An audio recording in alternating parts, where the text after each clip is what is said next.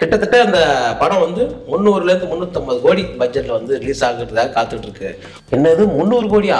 என்னப்பா போட்ட காசு வந்துருமாப்பா, ஒன்றும் லாஸ்லாம் ஒன்றும் ஆயிராதே, லாபம் வரும்ல ஒருத்தவர் சொன்னார். அதை நம்பக்கூடிய வகையில் இல்லை, ஏன்னா அதை சொன்னவர் பிஸ்மி. ஏன்னா இவருக்கு வேலையே அஜித் சாரு, ரஜினி சாரு, கவின், சிவகார்த்தியன் இவங்களை மட்டம் தட்டி பேசுறது தான் வேலை. ஏன்னா உத்தரவு வேலையிருந்து அப்படி தான் வந்திருக்குன்னு நினைக்கிறேன். இவங்கெல்லாம் மட்டம் தட்டி பேசினா தானே இவருக்கு கூலி.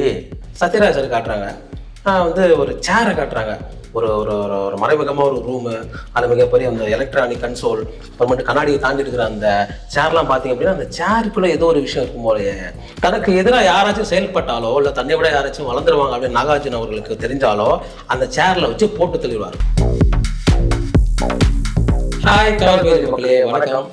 பொதுவாக வந்து தேசிய விருதுகள் அறிவிக்கிற போது இவங்களுக்குலாம் இருக்கு, இவங்களுக்குலாம் இருக்கு, இவங்களாம் வந்து சொல்லி வச்சுதுப்பா, இதெல்லாம் வந்து அங்கேயே ரெக்கமெண்டுக்காக வந்ததுப்பா அப்படிங்கிற மாதிரி நம்ம பட்டியலை படிப்போம். ஆனால் சமீபத்தில் இல்லையான தேசிய விருதுகள் பட்டியல் படிக்கும் போது நமக்கு ஒரு ஆறுதல் ஆச்சு. என்னன்னா வாத்தி படத்துக்கு வந்து இசையமைச்சதுக்காக நம்ம ஜிவி பிரகாஷ் அவர்களுக்கும், சிறந்த குணச்சித்திர நடிகர் அப்படிங்கிறதுக்காக நம்ம எம்.எஸ். பாஸ்கர் ஐயா அவர்களுக்கும், பாத்தி படத்தை வந்து டைரக்ஷன் பண்ணதுக்காக ராம்குமார் அண்ணன் அவர்களுக்கும் 3 பேருக்கும் வந்து தேசிய விருது கிடைச்சதுல மிகப்பெரிய சந்தோஷம். ஏன்னா வந்து குறைந்த பட்ஜெட் படம், அருமையான கதை, விறுவிறுப்பான திரைக்கதை அமைப்பு, அழகான அந்த நடிகர் தேர்வு, இதெல்லாம் பார்க்கும்போது படத்தை பார்க்கும் போதே இந்த படம் வேற இடத்துல போய் நிற்கும்பா அப்படின்னு வந்து சொல்லிட்டு இருந்தாங்க.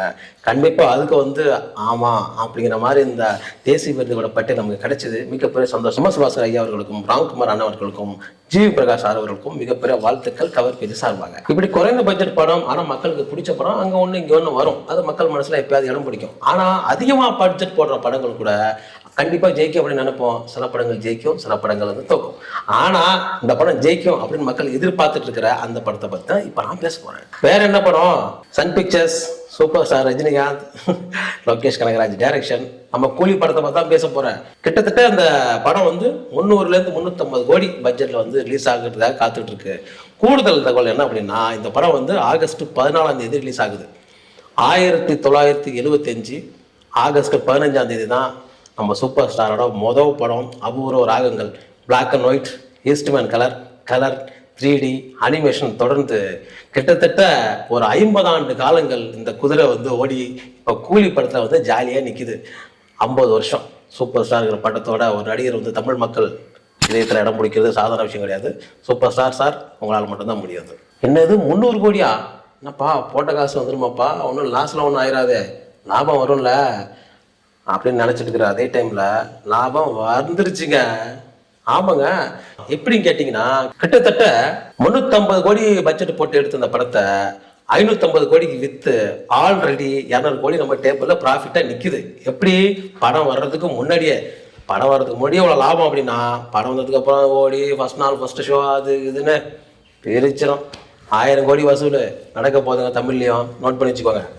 ஆனா கிட்டத்தட்ட ஒரு 140 நாள் ஷூட்டிங் போற இந்த நாள்ல லோகேஷ் கனகராஜ் அவர்கள் ஒரு சூப்பரான தரமான ஒரு விஷயம் பண்ணியிருக்காரு. என்ன அப்படின்னா, 140 நாள் நடந்த ஷூட்டிங்ல போட்ட பட்ஜெட்டை விட 5 கோடி நான் கம்மி பண்ணியிருக்கேன் அப்படின்னு சொல்லி ப்ரொடியூசருக்கு ரொம்ப விசுவாசமா இருந்திருக்காரு லோகேஷ் கனகராஜ். இது இப்படி இருக்கும்போது, ஓஹோ 5 கோடியா, இந்த 5 கோடியை 10 மடங்காக்கி 50 கோடியாக்கி எக்ஸ்ட்ரா சம்பளத்தை ஒரு 50 கோடி கொடுத்துருங்களேன் அப்படின்னு 150 கோடி சம்பளத்துல இருந்து 200 கோடி சம்பளம் வேணும் அப்படின்னு ரஜினி சார் சொன்னதா ஒருத்தவர் சொன்னார். அதை நம்பக்கூடிய வகையில் இல்லை, ஏன்னா அதை சொன்னவர் பிஸ்மி. ஏன்னா இவருக்கு வேலையே அஜித் சாரு, ரஜினி சாரு, கவின், சிவகார்த்தியன் இவங்களை மட்டம் தட்டி பேசுறது தான் வேலை. ஏன்னா உத்தரவு வேலையிருந்து அப்படி தான் வந்திருக்குன்னு நினைக்கிறேன். இவங்கெல்லாம் மட்டம் தட்டி பேசினா தானே இவருக்கு கூலி. இதெல்லாம் வந்து ஒரு பக்கம் இருக்கட்டும். படத்தோட ட்ரெய்லர் வந்து மிகப்பெரிய வந்து பேச பொருளாக மாறுச்சு. என்ன அப்படின்னா, லோகேஷ் கனகராஜ் அவர்களுக்கு உரித்தான அந்த ஒரு டார்க்கான ரூமு, நெருப்பு, ரத்தம், ஒரு மூடப்பட்ட ஒரு குடம், இதெல்லாம் இருந்துச்சு. ரஜினி சார் அவ்வளோ ஓகே.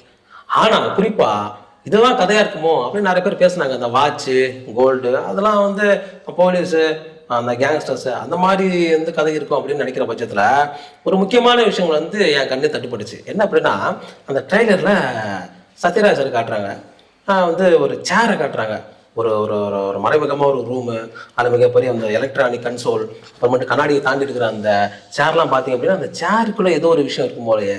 அந்த சேர் தான் வந்து எந்த வித எவிடன்ஸுமே இல்லாமல் ஒரு ஆளை வந்து கொல்ற ஒரு ஆயுதமாக டக்குன்னு வருது, மறைஞ்சு போறாங்க, ஒயரை குத்துறாங்க. சத்யராஜ் சார் ஆப்ரேட் பண்றாரு, ஒரு உடம்புல குத்துற மாதிரி இருக்கு, ஒயர்லாம் நிறைய போகுது. இப்படி இருக்கும்போது என்னவா இருந்திருக்கும் அப்படின்னா, தனக்கு எதிராக யாராச்சும் செயல்பட்டாலோ இல்ல தன்னை விட யாராச்சும் வளர்ந்துருவாங்க அப்படின்னு நாகார்ஜுன அவர்களுக்கு தெரிஞ்சாலோ அந்த சேர்ல வச்சு போட்டு தள்ளிடுவார். அதே மாதிரி நாகார்ஜுனுக்கும் ரஜினி சாருக்கும் சண்டை வந்து ரஜினியை போட்டு தள்ளிருப்பா அப்படின்னு நாகார்ஜுன் சொன்ன உத்தரவை சத்யராஜ் அவர்கள் நிறைவேற்றாம விட்டுறாரு. எப்படி சேர்ல அந்த பக்கம் ரஜினி சார் உட்காந்து இருக்கும்போது அந்த மிஷினை சரியா ஆப்ரேட் பண்ணாம நீ தப்பிச்சு போயிருப்பா அப்படின்னு மன்னிச்சு விட்டுருக்கலாம். அது அப்படியே அவர் ஓடி போய் இந்த விஷயம் வந்து ஃபியூச்சர்ல தெரிய வந்து, என்னடா நமக்காக எதிர்த்தவன் இன்னைக்கு நம்மள மாதிரி ஆப்போசிட்ல நிக்கிறானே, இவனை போட சொல்லி ரொம்ப வருஷம் ஆயிடுச்சு அப்படின்னு சத்யராஜ் அவர்களை பற்றி விசாரிக்கும் தான் தெரியுது. இல்ல நான் அன்னைக்கு அவரை போடலை அப்படின்னு சொன்னதுக்காக சத்யராஜை போட்டுறாரு நாகார்ஜுன். இப்போ நம்மளை காப்பாற்ற விட்டவர் செத்து போயிட்டாரு அப்படின்னு சொல்லி நாகார்ஜுனை பழி வாங்குறதுக்காக இங்கேருந்து ஒரு மூலையிலேருந்து வந்து நிற்கிறாரு ரஜினி சார். இப்படி ஸ்டோரி இருக்குமோ அப்படின்னு என்னோட அசம்ஷன். உங்களுக்கு ஏதாவது ஸ்டோரி இப்படிதான் இருக்கும் அப்படிதான் இருக்கும் அப்படின்னு தோணுச்சுன்னா கமெண்ட் செக்ஷன்ல மறக்காம கமெண்ட் பண்ணுங்க. ரக்ஷா பந்தன் என்பது ஆவணி மாத பௌர்ணமி நாளில் கொண்டாடப்படும் பண்டிகையாகும். பெண்கள் தமது சகோதரர்கள் மற்றும் சகோதரர்களாக கருதுவோரின் மணிக்கட்டில் மஞ்சள் நூல் கட்டுவது இப்பண்டிகையின் முக்கிய சிறப்பாகும். இந்நிலையில் நடிகர் விஷாலின் தங்கை ஐஸ்வர்யா விஷாலுக்கு ரக்ஷா பந்தன் கயிறு கட்டிய வீடியோ இணையத்தில் வைரலாகி வருகிறது. ஓகே, கவர் பேஜ் ஆடியன்ஸ், இன்னைக்கு சூப்பரான தகவலாம் பார்த்தோம், டிஸ்கஸ் பண்ணோம், பகிர்ந்துக்கிட்டோம். நிறைய தகவல் வந்துகிட்டே இருக்கு உங்களுக்காக. அதுக்கு முன்னாடி பாருங்க, ஷேர் பண்ணுங்க, மறக்காம சப்ஸ்கிரைப் பண்ணிடுங்க. பாய்.